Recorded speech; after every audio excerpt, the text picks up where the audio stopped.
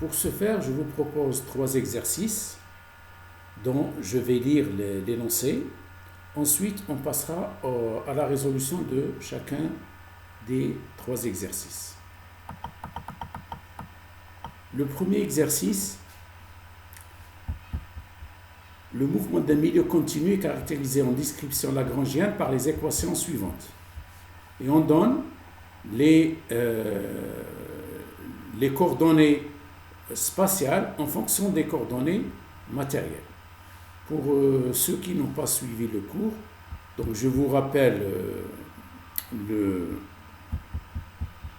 par un schéma ce que c'est le mouvement d'un milieu continu. Donc le mouvement d'un milieu continu, et si on considère une particule de ce milieu, on va considérer un domaine qui est autour de cette particule et on prendra en considération 2 configurations. Une configuration déformée qu'on appelle une configuration de référence et une configuration déformée pour laquelle on va considérer le mouvement de cette particule. Cette configuration est appelée configuration spatiale. La configuration actuelle n'est qu'un cas particulier de la configuration spatiale pour laquelle le temps est figé. C'est-à-dire on considère l'instant donné. C'est pour ça qu'on appelle configuration actuelle. Alors, dans la configuration de référence, chaque particule est repérée par rapport à une base par le vecteur grand XP.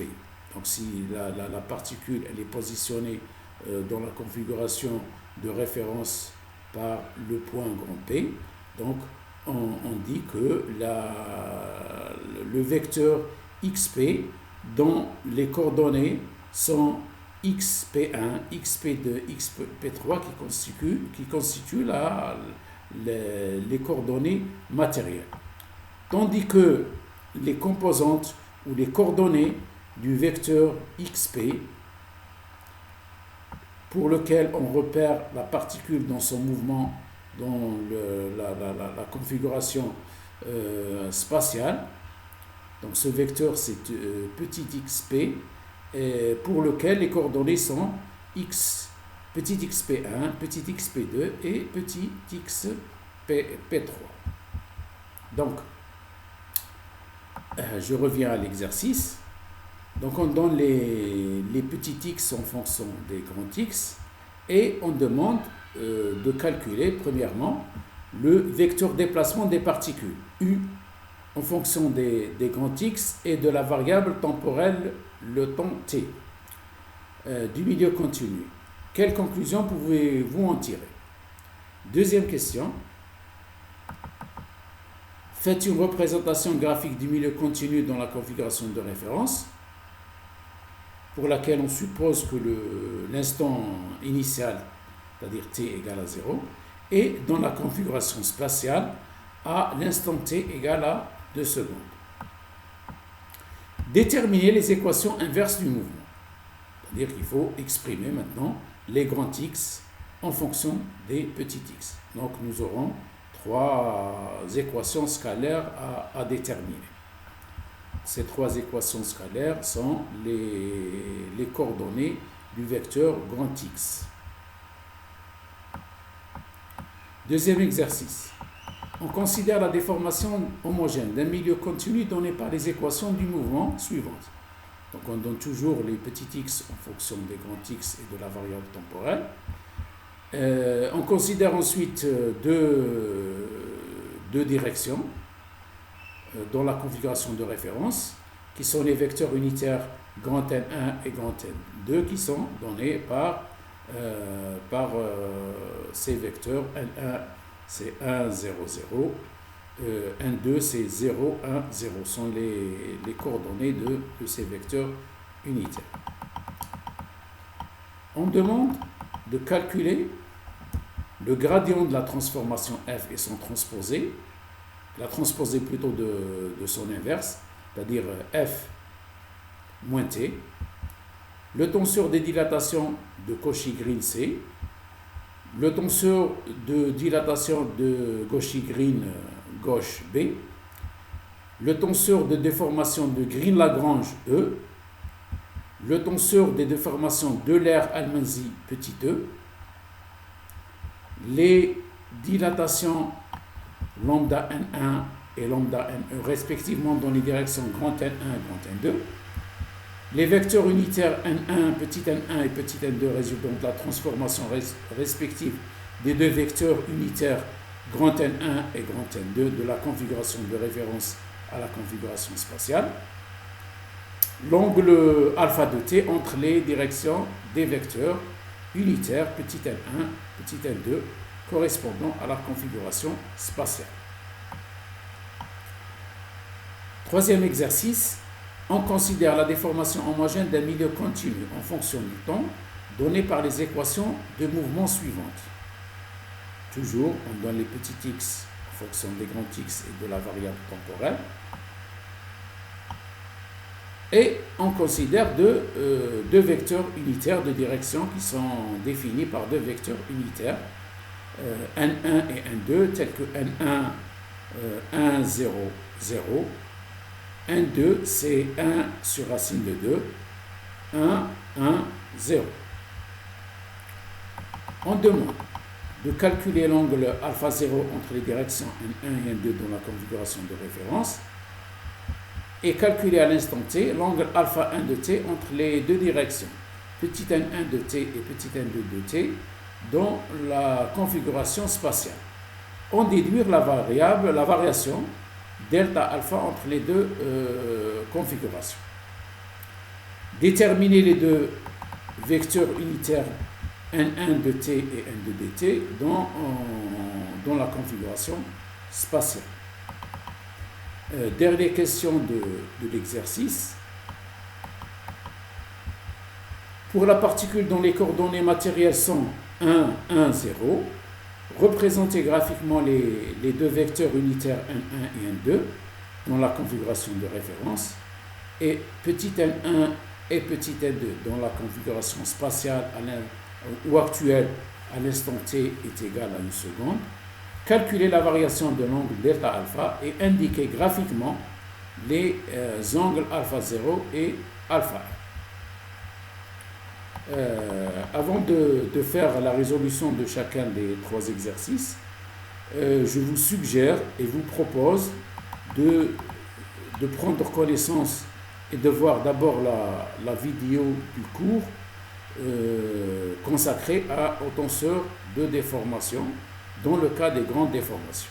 Parce qu'on va voir aussi le tenseur de déformation dans le cas des petites perturbations et on va consacrer aussi un cours et des exercices là-dessus. Donc le lien du cours sur le tenseur de déformation dans le cas des grandes déformations, il est donné par le lien qui est affiché ici.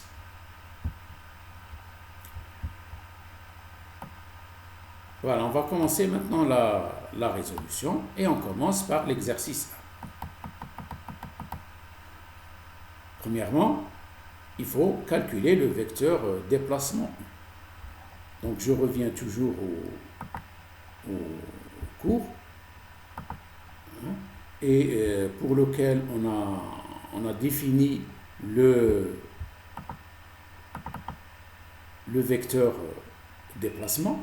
Donc vous avez ce qui est affiché et on montre le vecteur grand X, le vecteur petit x et vous voyez bien les deux configurations, la configuration de référence et la configuration spatiale pour lequel la particule dans la configuration spatiale, dans la configuration de référence, elle occupe le point grand P et dans la configuration spatiale, elle occupe le point petit p. Donc il suffit de déterminer le vecteur U. Et on voit bien que U est égal au vecteur petit x moins le vecteur grand X. Donc on écrit c'est X qui est donné, petit x, moins grand X. Et on fait cette soustraction et c'est simple. Vous voyez qu'on trouve un vecteur dont la composante suivant la troisième direction, elle est égale à 0. Dans la troisième direction est égale à 0, ça veut dire que le mouvement, il a lieu uniquement dans le plan grand X1, grand X2. Et on voit clairement que ce vecteur déplacement, il dépend du temps t et des coordonnées x1 et x2. Donc, dans ce cas précis, U3 de x1, x2, x3 t est égal à 0. Les particules se déplacent dans des plans parallèles au plan x1, x2. Donc il suffit uniquement de déterminer le mouvement dans le plan x1, x2. Ça, c'est la première question. Deuxième question. On va représenter graphiquement le milieu continu dans les deux configurations. La configuration de référence est à l'instant t égale à 0 et la configuration spatiale à l'instant t égale seconde. Ce qu'on appelle, si on fixe le temps, on peut dire que c'est la configuration à l'instant t donné, c'est-à-dire la configuration actuelle. Quand on dit actuelle, le temps est fixé. Quand on dit spatial, le temps est variable. C'est-à-dire la configuration actuelle n'est qu'un cas particulier de la configuration spatiale. Alors, compte tenu que les particules se déplacent dans des plans parallèles au plan x1, x2, on considère le milieu sous forme d'un petit carré ABCD. On va considérer le milieu comme un petit carré ABCD et on va se donner des coordonnées de ce point-là. Alors, pour ce faire, pour étudier ce mouvement,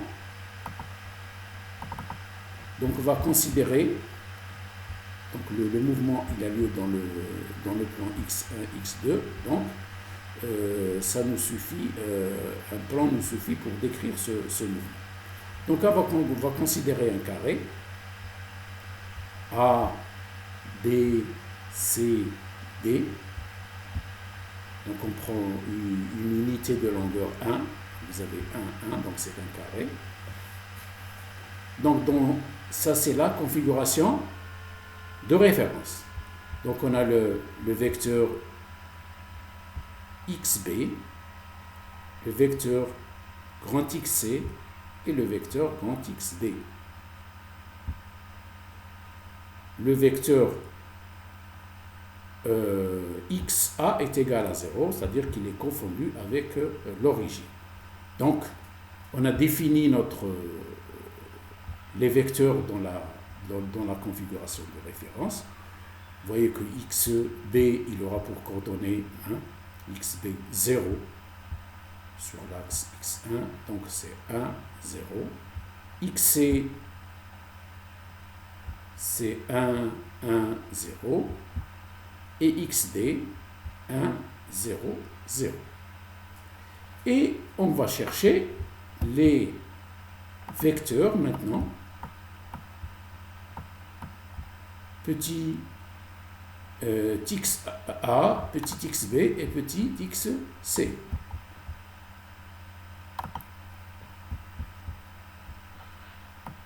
Il nous suffit d'appliquer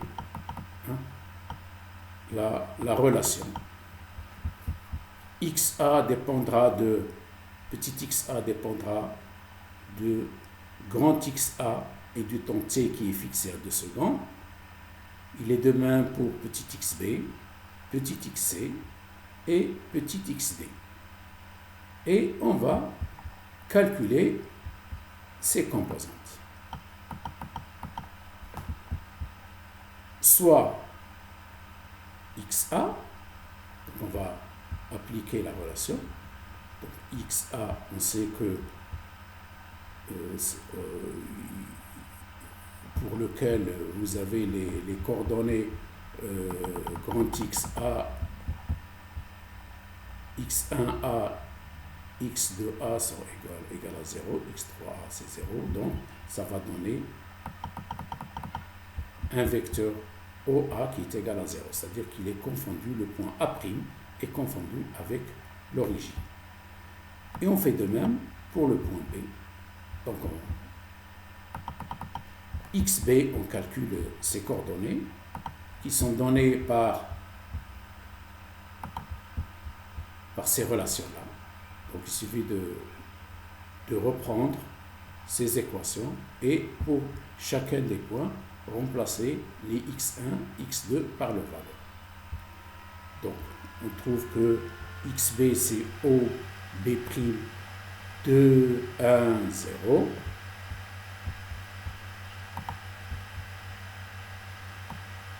Ensuite, on calcule la position C' du point qui auparavant était de la particule qui dans la configuration de référence était positionnée au point C. Petit x c, c'est OC', 3, moins 3, 0. Pour le point D, qui était dans la configuration des références au point D, et dans la configuration spatiale, il sera en D'. Et on calcule x D, c'est OD', 1, moins 4, 0. Alors, pour ce faire, on a fait le dessin. Voilà ce qu'on a fait. Tout ça, c'est schématisé. Donc, on a repris notre carré dans la configuration initiale. Et on va voir ce carré, comment il va se transformer. Donc, on a déterminé les positions B', B, C' et D', c'est-à-dire les vecteurs XB, XC et XD en remplaçant par leurs valeurs respectives. Et vous avez ces vecteurs.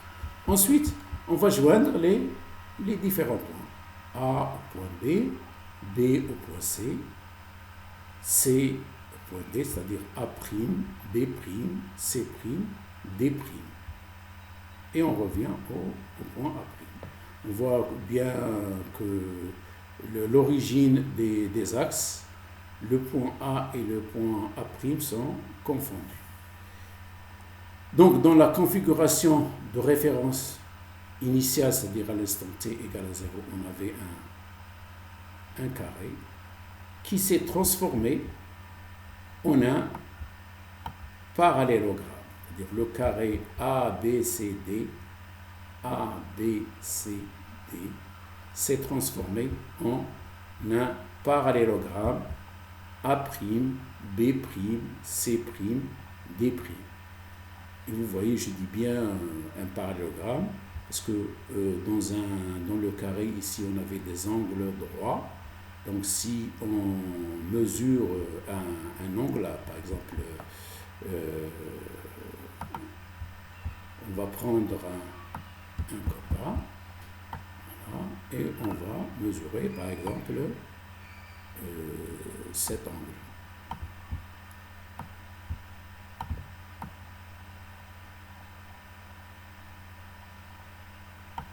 Et la loupe, et vous voyez ici, hein, donc vous voyez que l'angle il est à peu près égal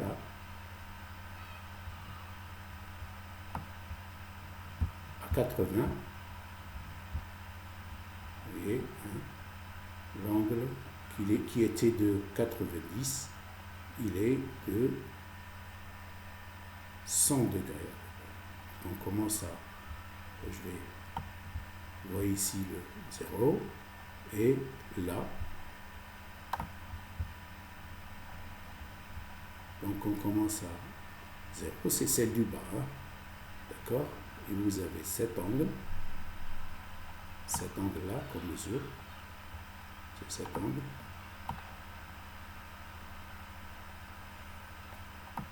qui est égal à 100 degrés.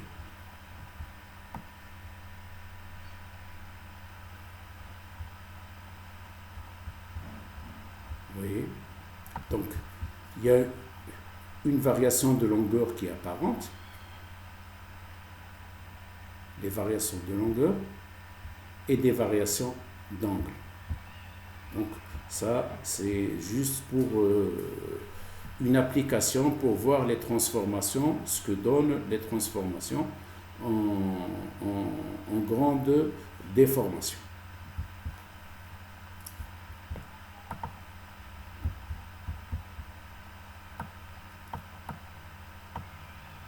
Troisième question de cet exercice, on demande de déterminer les équations inverses de ce mouvement, c'est-à-dire l'équation, les grands x en fonction des petits x. Là où vous avez des points d'interrogation. Si je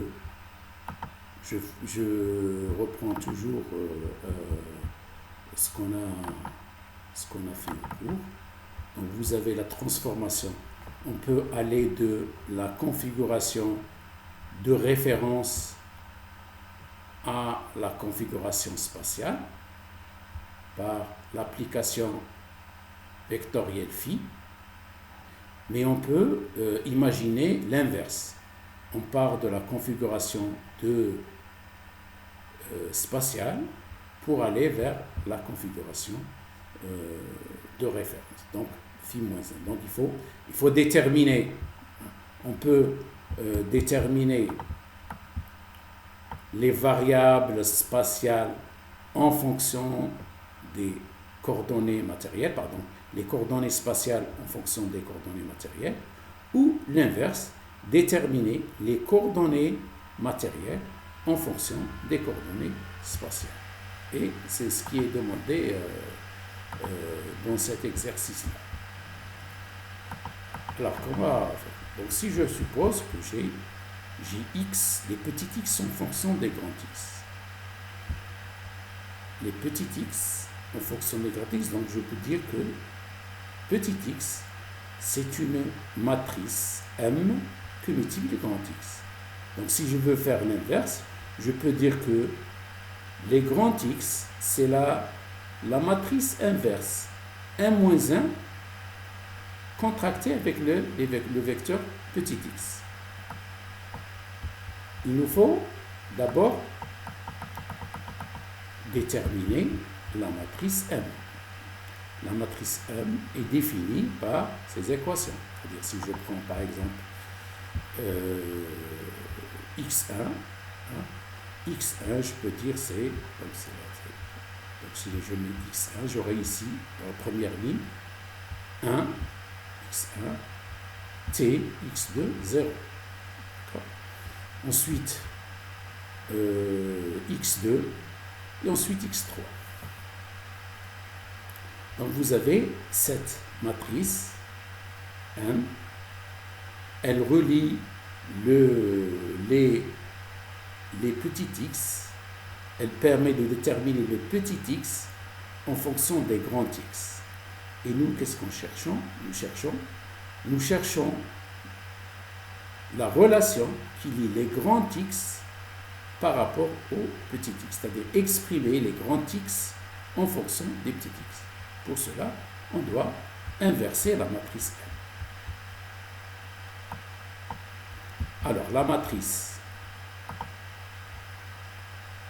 inverse de M, elle est donnée par 1 sur les déterminants de la matrice M par la matrice adjointe de M. Première des choses, on doit déterminer d'abord le déterminant de M, ensuite calculer la matrice adjointe de M.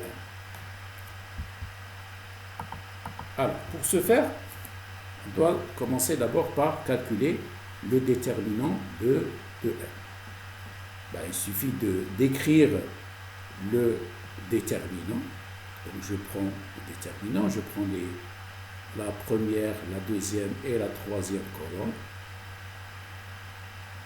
Ensuite, je reprends la première et la deuxième et je procède comme suit. On fait le produit des éléments de cette diagonale. Donc, dès que je change d'abord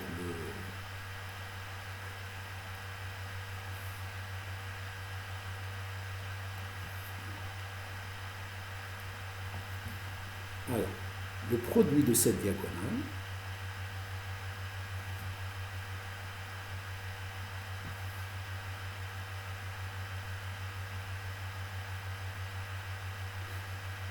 donc le produit 1 par 1 par 1.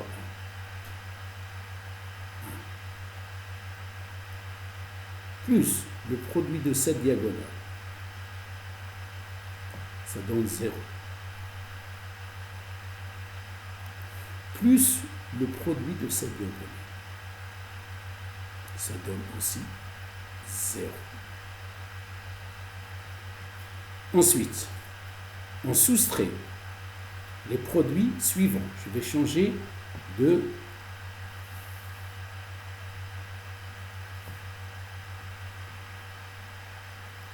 couleur. On va changer de couleur.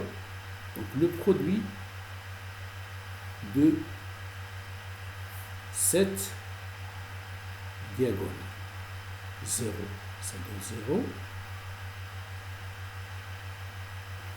Le produit de cette diagonale,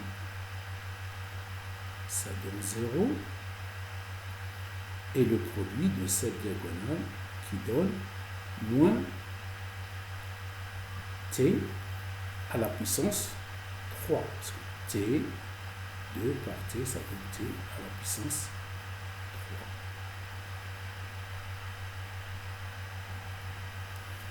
3. Donc, on trouve c'est 1 moins t à la puissance 3, c'est-à-dire 1 plus t à la puissance 3.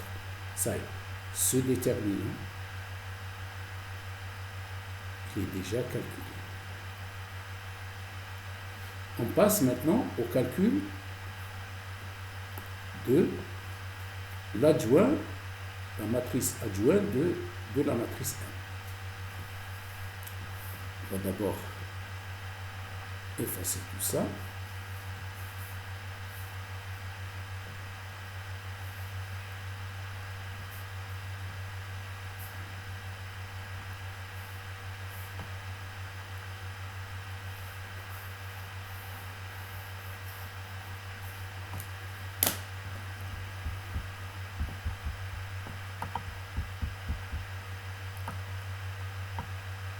Alors,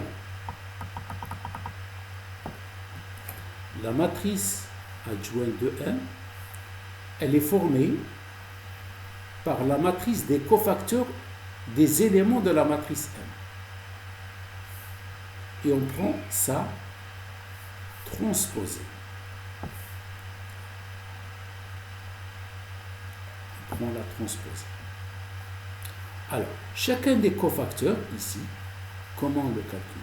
Cofacteur MIJ, c'est moins 1 à la puissance I plus J que multiplie le mineur de MIJ. Alors, I, c'est le numéro de ligne. J, c'est le numéro de colonne. C'est-à-dire, si je prends l'élément 1, 1, 1, ça sera I est égal à 1, J égale à 1. Donc, c'est moins 1 à la puissance 1 plus 1, c'est 2. Donc, on aura moins 1 à la puissance 2, c'est 1. Donc, quand c'est pair, c'est 1. Et quand c'est impair, c'est moins 1. Par exemple, je prends l'élément 1, 1, 2. J'aurai moins 1 à la puissance 1 plus 2. C'est-à-dire la puissance moins 1 à la puissance 3, ça donne moins 1. Donc là, on aura toujours On va alterner, on aura plus, moins, et on alterne. Plus, moins, plus, parce que ici c'est pair, et J c'est pair.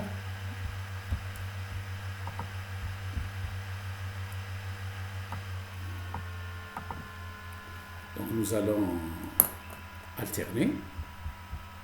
On va d'abord effacer et reprendre ce qu'on a dit tout à l'heure.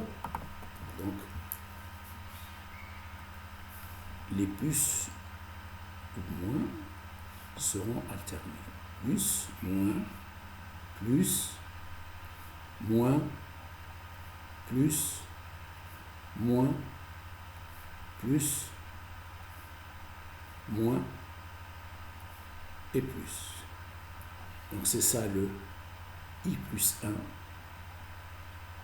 Là, c'est clair, je pense.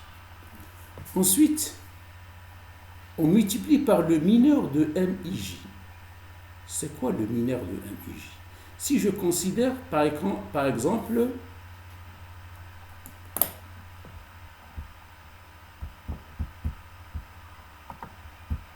l'élément M11,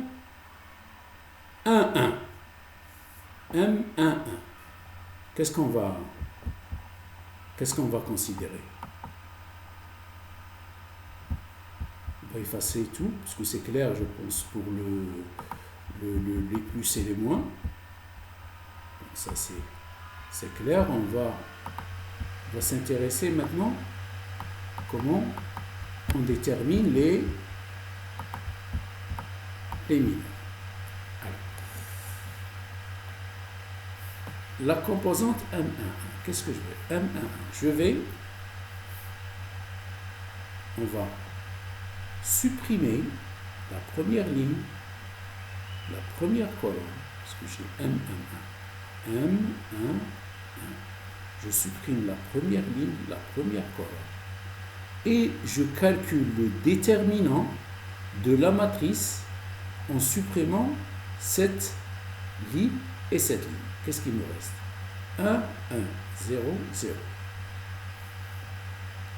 Ça.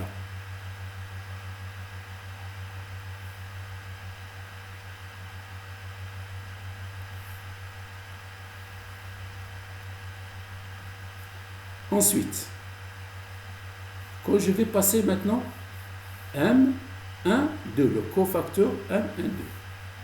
Je vais faire de même, c'est-à-dire, je vais supprimer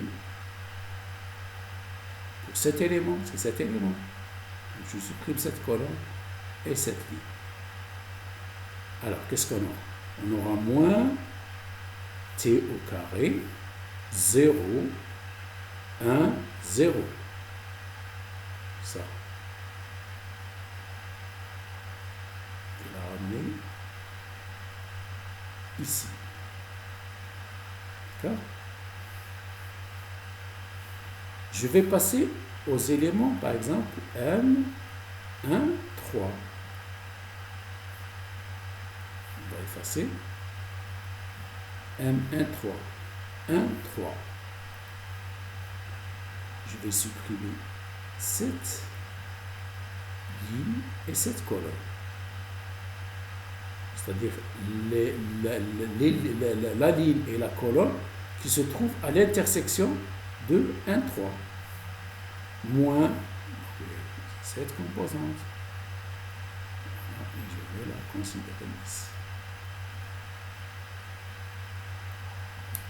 Et ainsi de suite. Donc il suffit de calculer ces déterminants.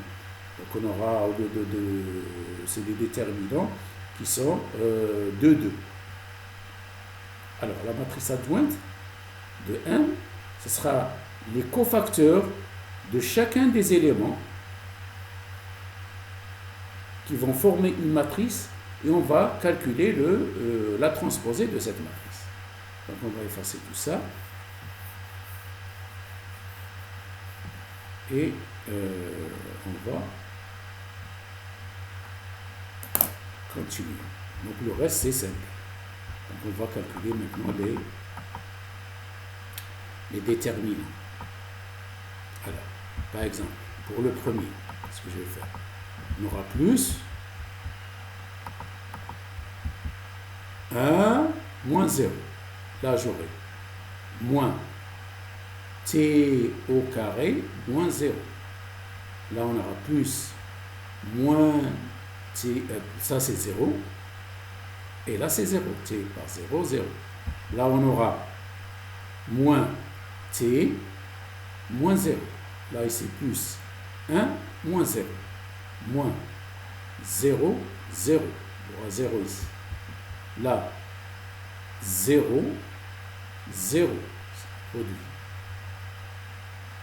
À ce niveau-là, 1 fois 0, 0. Et là, c'est 0. On aura 0. Et là, on aura 1 moins t à la puissance 3. Voilà. 1 plus t à la puissance 3. Donc, on va faire ce calcul. Et on prend ça transposé. Donc, on fait ce calcul et on prend la transposée, c'est-à-dire cette ligne, ça transforme en première ligne, ça va devenir première colonne, deuxième ligne, deuxième colonne, et troisième ligne, troisième colonne. Et là, on a achevé le travail. Donc, il suffit d'écrire 1 sur le déterminant et là, par la matrice adjointe. Ceci qui nous permet de calculer les grands x en fonction des petits x. Donc, on aura x1, un vecteur colonne, x1, x2, x3, 1 sur le déterminant par l'adjointe de 1, que multiplie le vecteur, un vecteur colonne des petits x. Enfin, on arrive au résultat escompté et on trouve maintenant les grands x en fonction des petits x et de la variable temps, bien sûr. Je pense que c'est simple. Ce qu'il faut faire, c'est que si il y a des étudiants qui n'ont pas compris ça, ils n'ont qu'à consulter comment on calcule l'inverse d'une matrice. Donc c'est beaucoup plus un problème de mathématiques. Donc pour nous, ce qui nous intéresse, c'est comprendre la signification. D'accord? Alors là, ça veut dire quoi? Ça veut dire du point de vue mécanique des milieux continus. Là, on a les deux configurations. On peut passer de la configuration de référence à la configuration spatiale. C'est ce qui était donné comme les données d'exercice. Et ce qui est demandé, c'est l'inverse. C'est passer des coordonnées spatiales aux coordonnées matérielles. D'accord? Voilà le contenu de cet exercice-là.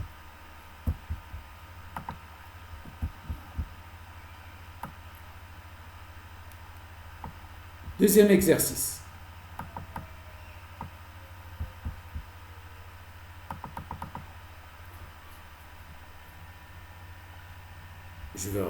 On va voir le deuxième exercice pour vous rappeler l'énoncé.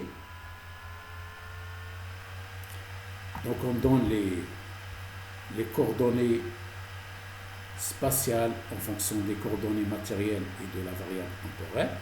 On donne deux normales et on demande de calculer, première chose, le gradient de la transformation, gradient de f.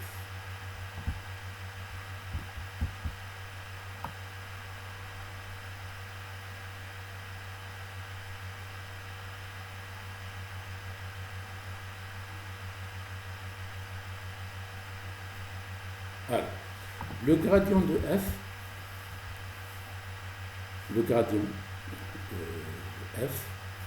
est représenté par une matrice 3 x 3. Donc, qu'est-ce qu'elle représente? Elle représente les dérivées partielles des petits xi par rapport grand XJ. C'est-à-dire, je prends à chaque fois la variable x, petit x, et je vais la dériver par rapport à x1, grand x1, grand x2, grand x3. Ceci revient, c'est-à-dire je prends petit x1, sur la première ligne, je vais la dériver. L'élément 1,1, f1,1, c'est la dérivée dx1 par rapport à x1. L'élément 1,2, f1,2, je dérive dx1 par rapport à x2, par rapport à grand x2.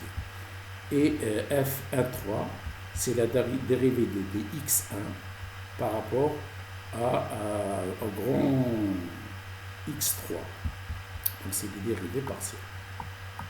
Qu'est-ce qu'il faut retenir? Ce qu'il faut retenir, c'est que sur la première ligne, je fais les dérivées partielles de x1, respectivement par rapport à grand x1, grand x2, grand x3. Je reprends la deuxième ligne et j'ai petit x2. Je vais la dériver par rapport à grand x1, ensuite par rapport à grand x2, ensuite par rapport à grand x3. Enfin, je prends la relation qui lie petit x3 à grand x3 par rapport aux variables x1, grand x1, grand x2, grand x3. Ici, elle ne dépend que de x3.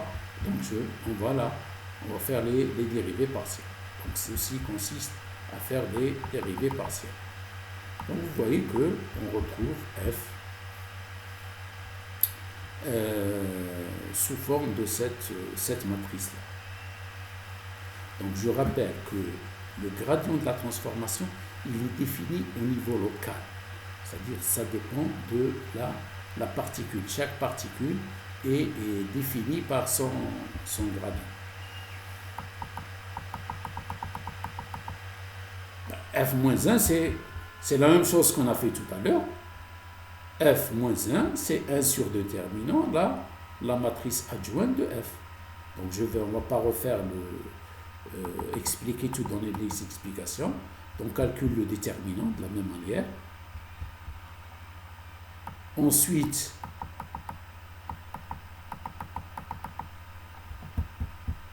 on écrit l'équation, la matrice adjointe de F.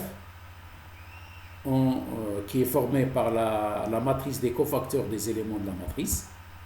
Les cofacteurs, donc chaque élément il a son cofacteur. Et de la même façon que tout à l'heure, on va déterminer l'adjoint de F. Ensuite, on détermine F-1, c'est-à-dire l'inverse de F.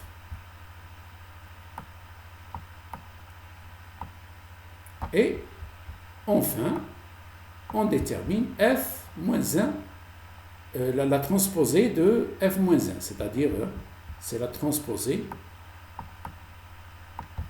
F-T, c'est-à-dire la matrice transposée de F de moins 1.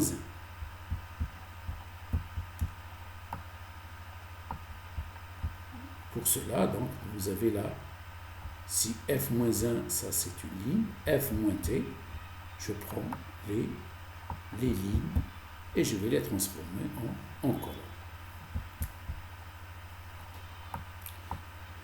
Deuxième question, calculer. Calcul du tenseur des dilatations de Cauchy-Green C. Alors, le tenseur de Cauchy-Green, je fais toujours appel à ce qu'on a fait au cours, n'est-ce pas?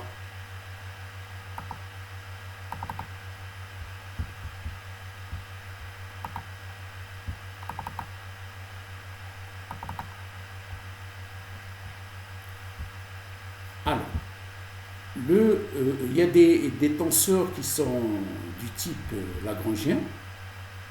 C'est le tenseur de dilatation de Cauchy. C'est juste un rappel. Mais j'insiste beaucoup pour que vous revoyiez la vidéo du cours. Donc il y a des tenseurs qui sont du type lagrangien. Ils sont définis dans la configuration de référence. D'accord? C'est-à-dire au point P. Il y a des tenseurs qui sont du type eulérien, qui sont définis dans la configuration spatiale. D'accord? Là, j'ai mis configuration A actuelle parce que c'est à l'instant, on fige le temps donné. Donc, dans la description lagrangienne, les tenseurs C est le tenseur de dilatation de Cauchy-Green droit, et grand E, c'est le tenseur de déformation de Green-Lagrange. Les tenseurs C et E opèrent sur les vecteurs matériels, c'est-à-dire ils opèrent sur les vecteurs grand X, alors que le tenseur petit b, tenseur de dilatation de Green, de Cauchy-Green gauche, et le tenseur E, le tenseur de déformation d'Euler-Almasi, d'accord, ici il y a un apostrophe. Ces tenseurs opèrent sur les vecteurs spatiaux, c'est-à-dire sur les vecteurs petit x. D'accord? Donc là, les questions sont relativement définies par ces deux visions, si vous voulez. On a la vision ou la description lagrangienne qui est beaucoup utilisée en mécanique des solides, tandis que la description eulérienne, elle est beaucoup plus utilisée en mécanique des fluides. Maintenant, je reviens aux exercices, parce que ça ne sert à rien de faire des calculs si on ne comprend pas le sens. Donc, le calcul de tenseur de Cauchy-Green C, c'est un tenseur lagrangien. Donc, il suffit de faire le produit de F transposé F. F transposé F. Donc, tout simplement une application. Et je vous rappelle aussi ce qu'on a fait en notation indicielle. Donc, F est un tenseur d'ordre 2. F transposé tenseur d'ordre 2. Donc, ça, c'est un produit contracté.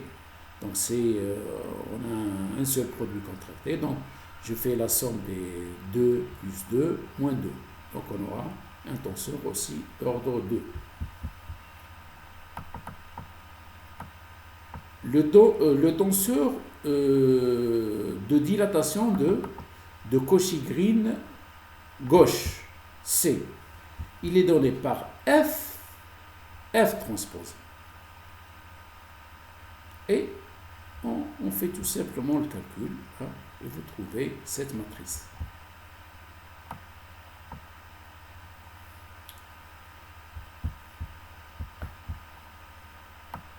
Donc je rappelle, C est un tenseur lagrangien, B est un tenseur, ces deux tenseurs sont des tenseurs de dilatation, mais C est un tenseur lagrangien, B est un tenseur eulérien. La même chose. Grand E et petit e, tous les deux, ils sont des tenseurs de déformation. Grand E est un tenseur lagrangien. Et petit e est un tenseur eulérien. Alors, E, le tenseur des déformations de Green-Lagrange, c'est 1/2 de C moins la matrice identité. Donc, on a calculé C tout à l'heure. On a la matrice C. Et on écrit C 1/2 C moins la matrice identité. Et on fait ce calcul. On verra dans le cas des petites perturbations, ce tenseur, hein, il sera beaucoup plus représenté d'une manière plus simple. Donc ça, c'est dans le cas des grandes déformations. Tenseur, calcul de tenseur de déformation de l'air Almansi. Là, il faut faire attention. C'est 1/2 de I, la matrice identité, moins B moins 1, c'est-à-dire l'inverse, la matrice inverse de B. Donc c'est n demi de I, F moins T, c'est-à-dire la transposée de F moins 1, qui multiplie F moins 1. Donc on les a calculés tout à l'heure. On a déjà calculé F moins 1. On a calculé, on a déduit F moins T, la matrice transposée de F moins 1. Donc il suffit maintenant de faire uniquement le calcul.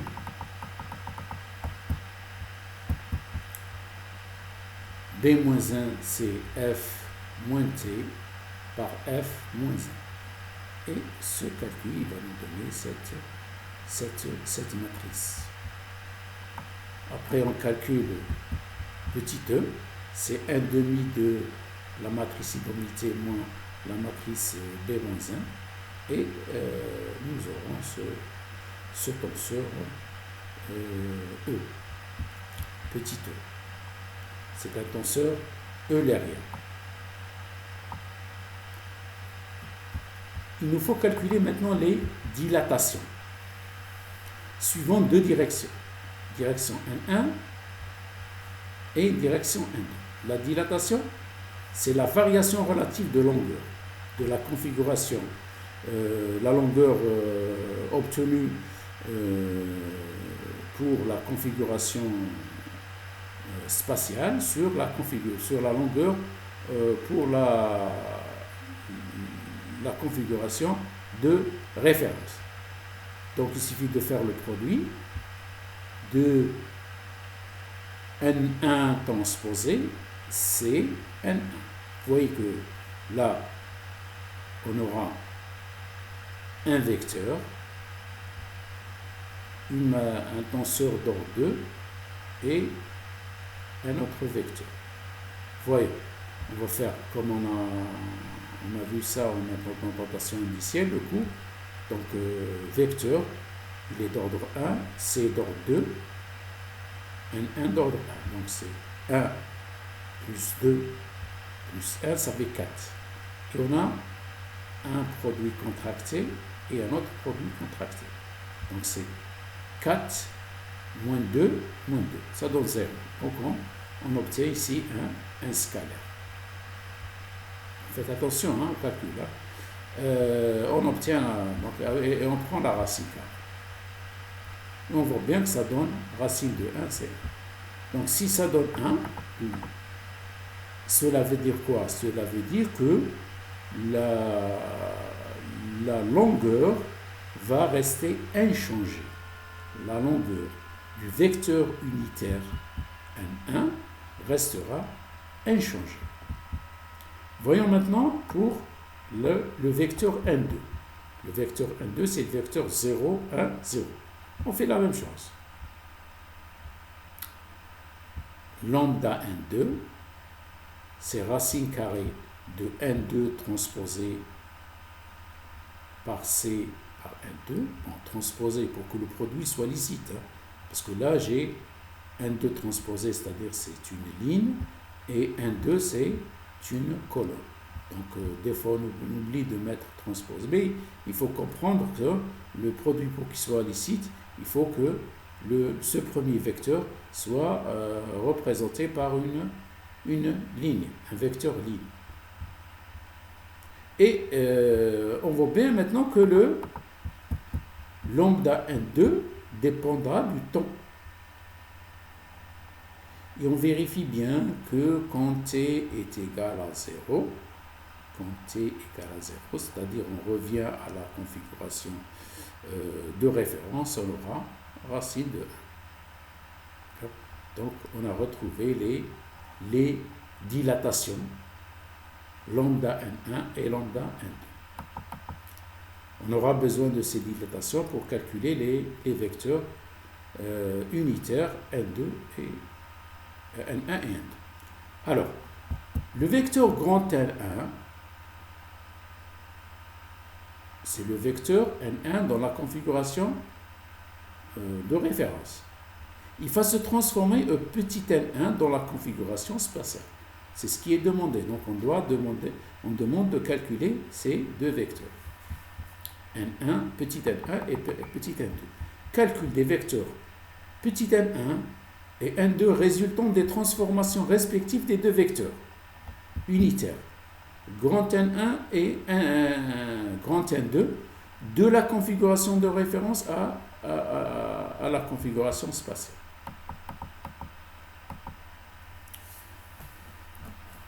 Donc pour illustrer ça d'une façon générale, pour comprendre, on a deux vecteurs de façon générale, ce n'est pas le cas particulier, pour comprendre le sens physique. Vous avez N1, vous avez N2 d'une façon générale. Donc vous avez la transformation et ce vecteur N1 il va se transformer par exemple en vecteur N1 et le vecteur N2 va se transformer en vecteur N2. D'accord ? Donc ici j'ai phi où je peux dire que qu'est-ce qu'on définit ici ? On définit le gradient de la transformation. Donc si on définit le gradient de la transformation, on définit en même temps le tenseur C, le tenseur des dilatations. Par le biais, connaissant F, on peut déterminer C, et connaissant les vecteurs unitaires N1, N2, on va déterminer maintenant les vecteurs petit n1 et petit n2. D'accord ? Alors, comment on va calculer n1 ?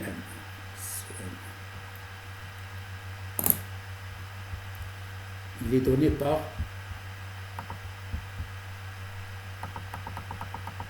pourquoi ? Il est donné par là N1 F N1, c'est-à-dire que vous avez F N1 F N1. Ça va vous donner un vecteur. Vous transformez le vecteur. Ensuite, il faut le rendre unitaire. Il faut qu'il soit unitaire. Donc, on divise par lambda N1. Donc, vous avez F N1, le gradient de la transformation F, qu'on multiplie par N1, et lambda N1, on a trouvé que c'est 1. Alors, on trouve 1, 0, 0. Ça veut dire quoi ? Ça veut dire que le vecteur, si je prends le vecteur N1, on a vu qu'il n'a changé ni longueur, ni direction. Il reste toujours le même. C'est-à-dire, si je peux le représenter, on va changer de... Voilà, je reprends.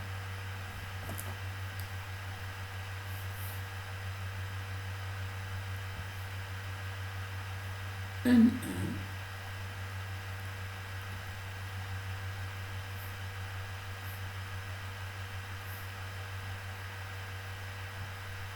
N1. J'insiste beaucoup plus pour la compréhension. C'est-à-dire que N1, ici, il n'a pas changé. Ni de direction, c'est toujours la même direction.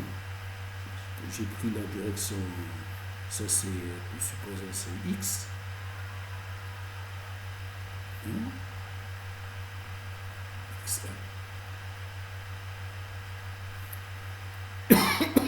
Et aussi, il n'a pas changé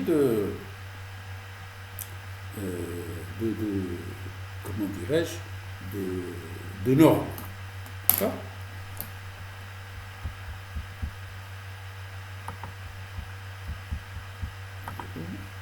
Et on va effacer ça.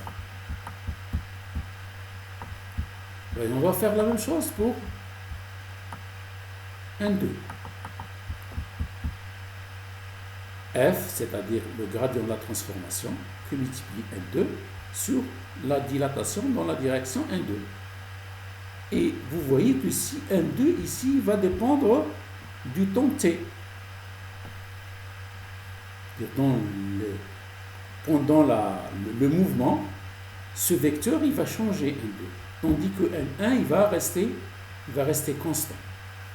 Il va rester toujours le même, c'est-à-dire N1 sera toujours égal, petit N1 sera toujours égal à N1, parce que N1 il est défini 1, 0, 0.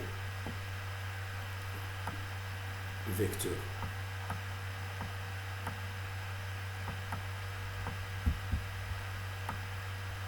On revient à le vecteur N1, 1, 0, 0.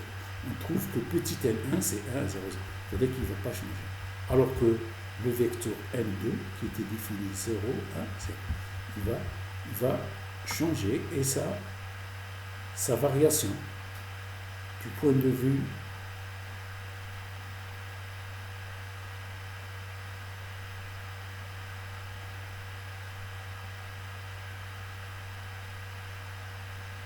donc sa variation, elle est fonction de la variable temporelle t.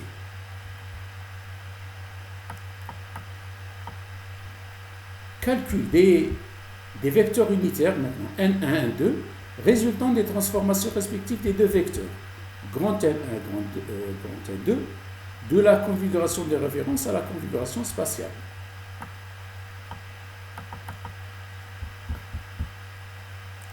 Donc, voilà, vecteur N1. Donc j'ai refait c'était affiché tout à l'heure, et on la reprend. Vous voyez que ça dépend du temps N2. Dépend du temps T. Calcul de l'angle alpha de t entre les directions petit n1, petit n2 correspondant à la configuration spatiale. Alors, pour ce faire, on doit calculer l'angle entre les deux. Je vais quand même faire un dessin pour vous illustrer ça. Donc on a d'une manière générale deux vecteurs, N1, par exemple N2, ici dans le cas N2. Donc apparemment, vous avez les vecteurs 1, 0, 0, c'est 1. Le vecteur N2, c'est 1, 0. Donc il y avait un angle droit entre les deux. Ces vecteurs, ils vont se transformer en N1 et N2. Et on doit déterminer l'angle alpha de t entre les deux. Ici, qu'est-ce qu'on a? C'est la configuration de référence. Et là, c'est la configuration spatiale. D'accord? Alors, cet angle-là, il dépend de quoi? Il dépend des normales N1, N2. Il dépend de C. C, elle est définie. C, c'est le tenseur des dilatations. Si je connais F, je peux déterminer C. Donc, si vous voulez, C, c'est le... Parce que le C, la dilatation, mais il opère sur ces deux vecteurs, N1 et N2, sont dans la configuration de référence. C'est-à-dire, C, il opère sur les variables. Quelles variables? Quelles coordonnées? Les coordonnées matérielles. Les coordonnées matérielles, c'est dans la configuration de référence. Et ici, sur les dilatations. Dilatation. N1, dilatation de N2. Donc vous voyez, si vous connaissez N1, 2, C, on peut déterminer là. Et on voit bien que cet angle-là, il dépend de la variable t. Donc, vous voyez, c'est tout simplement le calcul, mais il faut comprendre la signification physique. On va effacer tout ça.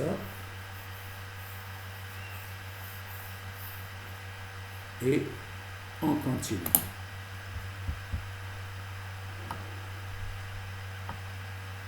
On continue l'exercice 3.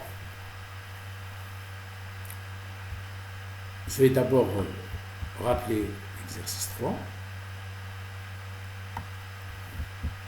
On a une déformation homogène et on donne les petits x en fonction des grands x qui sont donnés par ces relations. Alors, qu'est-ce qu'on demande? On donne deux vecteurs n1, n2. n1 et n2. La première des questions, on veut calculer alpha 0 entre n1 et n2 dans la configuration de référence. Deuxièmement, calculer l'instant t, l'angle alpha 1 de t entre les deux directions, n1 de t et n2 de t dans la configuration spatiale. On déduit la variation delta alpha entre les deux configurations. Déterminer les deux vecteurs unitaires n1, petit n1 de t et petit n2 de t dans la configuration spatiale. Et enfin, on précise une particule par ses coordonnées matérielles et on demande de représenter les vecteurs n1 et n2 dans la configuration de référence et n1 et n2 dans la configuration spatiale et actuelle à l'instant t égale à 1 seconde. Et calculer, pour ce cas particulier, la variation angulaire delta alpha. Et il faut aussi l'indiquer sur le graphe.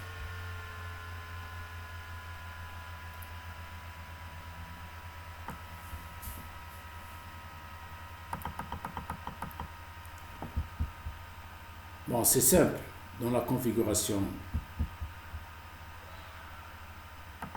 initiale, donc on vous donne N1,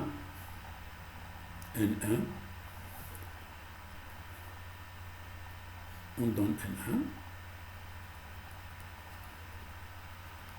et on donne N2. Vous voyez, N2, c'est 1 sur racine de 2, 1 sur racine de 2. Donc c'est clair. 1 sur racine de 2, c'est racine de 2 sur 2. Donc vous voyez ici, c'est N2. Et c'est ça l'angle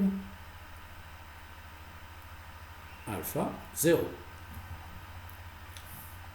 Alors pour calculer alpha 0, on sait que produit scalaire, je fais le produit scalaire N1 scalaire N2, qui est égal à la norme de N1, la norme de N2 par le cosinus alpha 0. Donc cosinus alpha 0, c'est N1 scalaire N2 sur la norme de N1, la norme de N2. On sait que N1, c'est un N1, sa norme est égale à la norme de N2, qui est égale à 1. Pourquoi? Parce que c'est des vecteurs unitaires. Donc, cosinus alpha, c'est racine de 2 sur 2. Donc, alpha, c'est clair que c'est pi sur 4. Donc, on connaît l'angle entre les deux directions, N1 et N2. Et on demande de calculer maintenant, c'est clair ça, produit scalaire tout seul.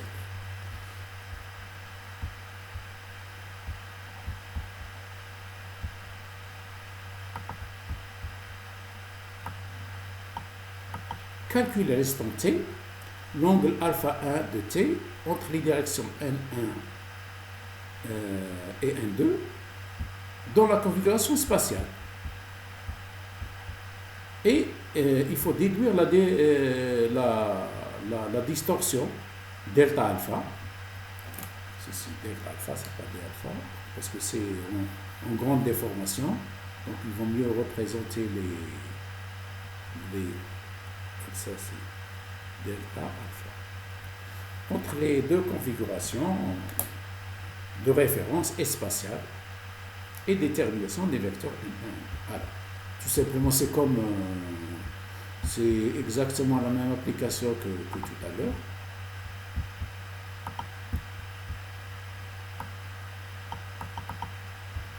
Cosinus alpha de t, c'est N1 transposé C N2. On connaît N1, on connaît N2. D'accord? Il suffit de déterminer lambda N1, lambda N2 et déterminer C. Alors pour déterminer C, il faut déterminer au préalable le gradient de la transformation F. On l'a vu tout à l'heure comment on détermine le gradient de la transformation. Je le rappelle, donc j'ai x1, petit x1. Sur la première ligne, je cherche les dérivées partielles de la première composante ici. C'est dx petit x1 sur d grand x1, c'est 1. Ensuite, d petit x1 sur d grand x2, c'est t. Et comme x1 ne dépend pas d'x2, 3. Et je fais la même chose. Deuxième ligne, dérivée de d, dérivée partielle x2 par rapport à x1, c'est moins 2t. Ensuite, la dérivée partielle petit x2 par rapport à x2, c'est 1. Petit x2 ne dépend pas de x3, donc c'est 0. Petit x3 ne dépend que de grand x3. Donc là, vous avez 0, 0, et là, vous avez 1. Déterminer f. Ensuite, on a déterminé la matrice C. Le tenseur et dilatation. C, c'est f transposé f. On fait le calcul et on trouve en fonction du temps t. Ensuite, je calcule lambda N1. C'est la même chose que ce qu'on a fait tout à l'heure. C'est M1 transposé C N1. Et vous voyez qu'on la retrouve en fonction du temps. Enfin, racine carrée de 1 plus 4t au carré. On fait la même chose pour lambda N2. N2 transposé, racine carrée, C N2. Et on fait ce calcul. D'accord? Vous trouvez lambda N2, 1 sur racine de 2, racine carrée de 2 moins 2t plus 5t au carré. Ça y est. On a déterminé toutes ces composantes.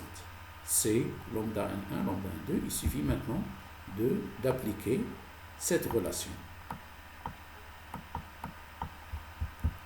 Donc N1 transposé c'est N2 et vous avez ensuite le cosinus de alpha 1 de t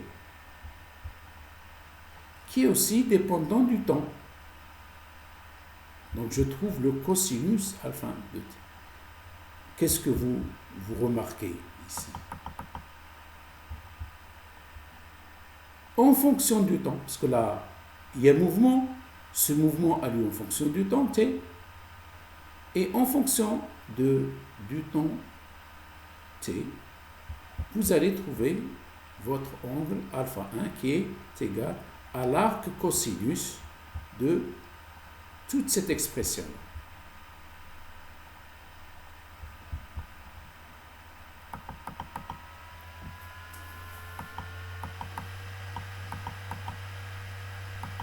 Ensuite, on va calculer N1 de t. C'est Fn1 lambda N1. On calcule aussi N2 de t. C'est Fn2 lambda N2. F est déterminé, N2 est une donnée, lambda N2, on l'a déterminé tout à l'heure. Et vous avez ici.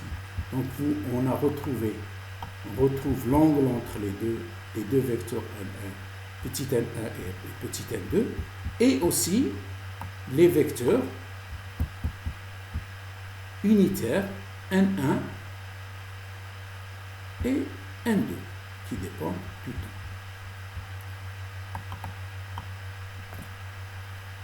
Alors, la troisième question elle découle de la deuxième. Pour la particule dont les coordonnées spatiales sont 1, 1, 0. Représentation graphique des vecteurs n1, n2 dont la configuration de référence et petit n1, petit n2 dont la configuration spatiale à l'instant t est égale à 1 seconde. On peut dire qu'on sait configuration spatiale à l'instant t donné, c'est-à-dire on fixe le temps. On peut dire que c'est la configuration actuelle. Parce qu'on considère l'instant fixé à un temps donné. Et on va calculer la variation de l'angle delta alpha et indication des angles alpha 0 et alpha. Alors, on sait que dans la configuration de référence, x est égal à 1, 1, 0. Pourquoi? Ce que nous a donné déjà.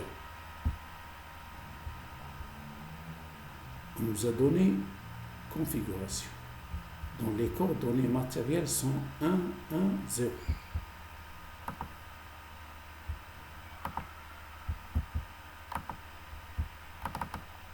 Voilà. Vous voyez, je connais, on m'a donné une particule, je reprends, dont les coordonnées matérielles sont 1, 1, 0. Ça veut dire quoi? Ça veut dire que j'ai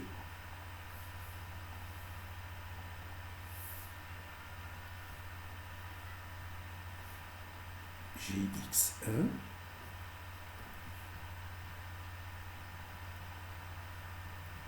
x2. La particule, c'est une particule qui a pour coordonnées 1, 1 et 3, 0. Donc c'est ça c'est grand X. Donc grand X est égal à 1, 1, 0. Voilà. C'est ça. Donc on a représenté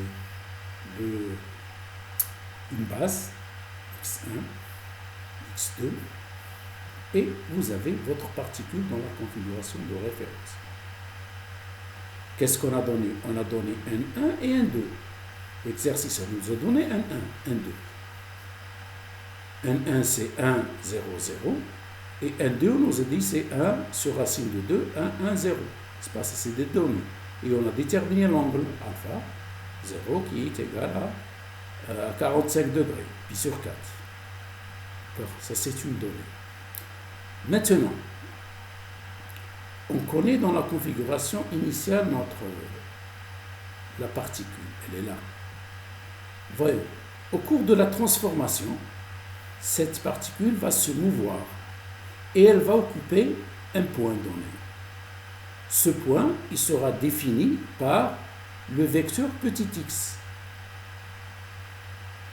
Il nous faut calculer ce petit x.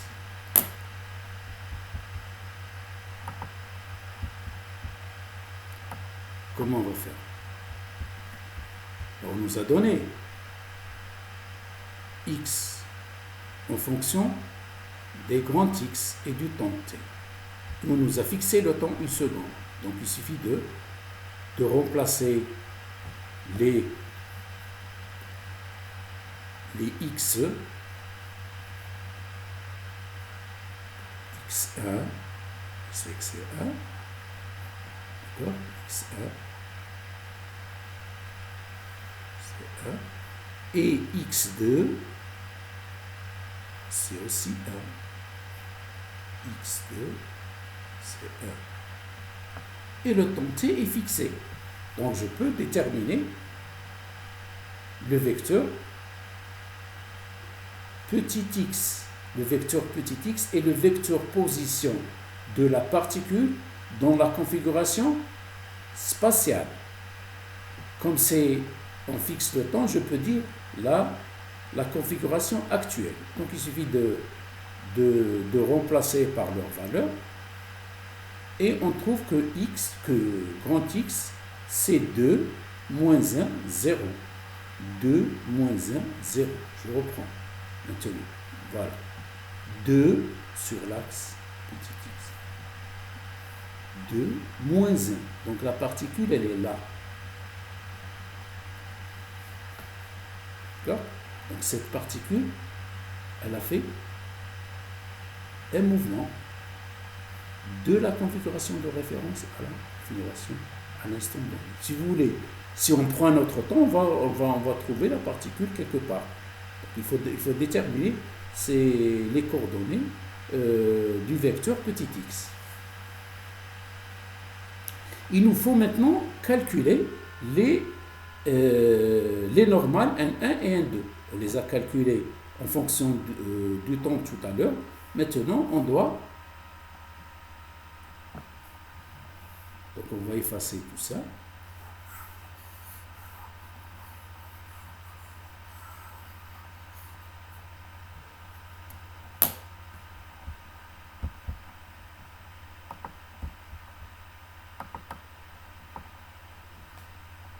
Donc on a déterminé N1, N2 tout à l'heure. N1 et N2.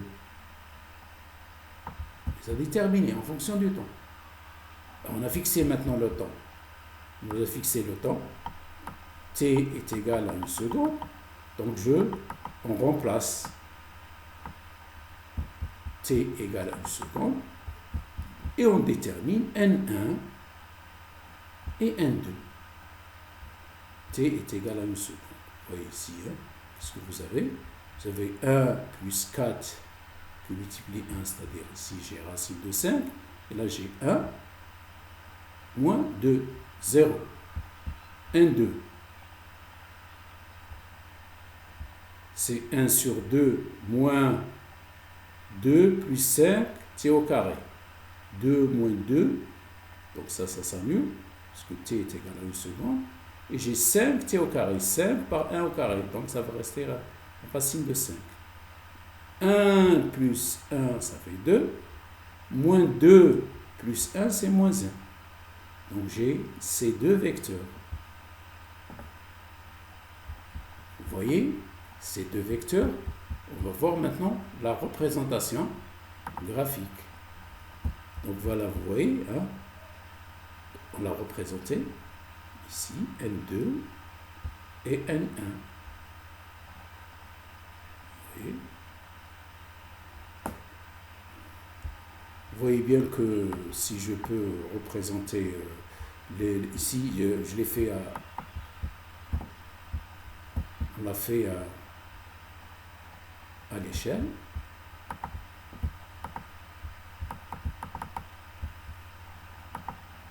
Vous voyez, je peux prendre une règle, voir.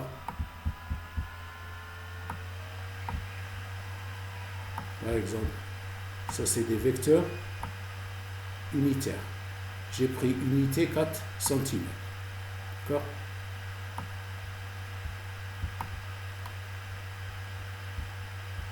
La même chose.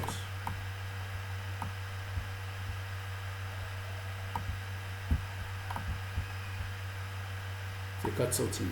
Oui? Vous voyez.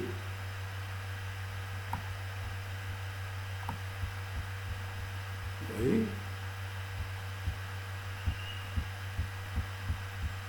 Vous voyez, c'est 4 cm. Donc j'ai pris une unité égale à 4 cm représentée à l'échelle. De 4 cm, ça nous représente une unité. Et vous voyez, on a pour le N, si je prends N1, il est positif. Sur la projection sur l'axe des X, il est positif. Et sur l'axe X2, il est négatif. Voyons. Il est positif sur l'axe des X. X1. Et les négatifs, la même chose. Donc on a repris, on a dessiné ici à l'échelle et on reprend le dessin, vous voyez. En même temps, on peut représenter alpha 0, l'angle qui était entre les deux vecteurs, qui est pi sur 4.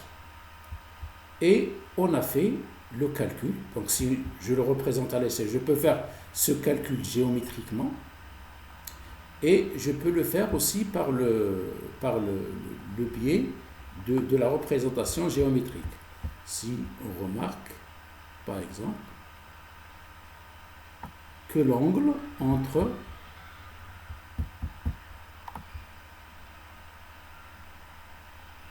ces deux vecteurs, je vais chercher une loupe.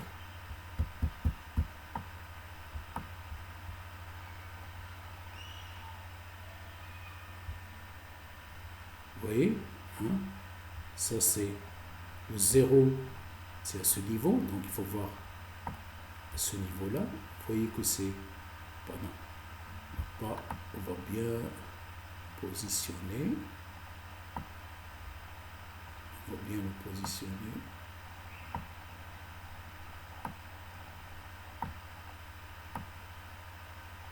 Voilà.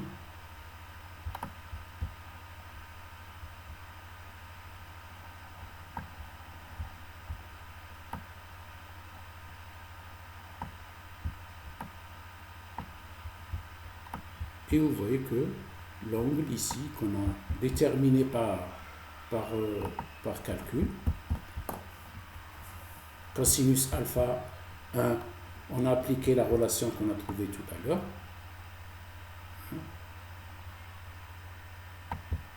Cosinus. On fixe le temps t à 1 seconde et on cherche la cosinus.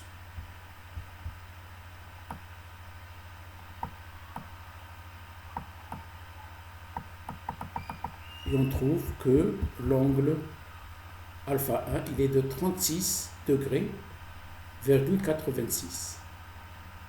Donc ça c'est le calcul. Et la différence entre alpha 1 et alpha 0, alpha 0 il est de pi sur 4, donc c'est 45 degrés, on trouve 8,13 degrés. Et vous voyez ici que on peut le vérifier nous-mêmes par la loupe. Vous voyez ici c'est à peu près, c'est 37 degrés. À l'échelle, vous voyez que ça, c'est à peu près 37 degrés. Donc on l'a fait analytiquement et géométriquement.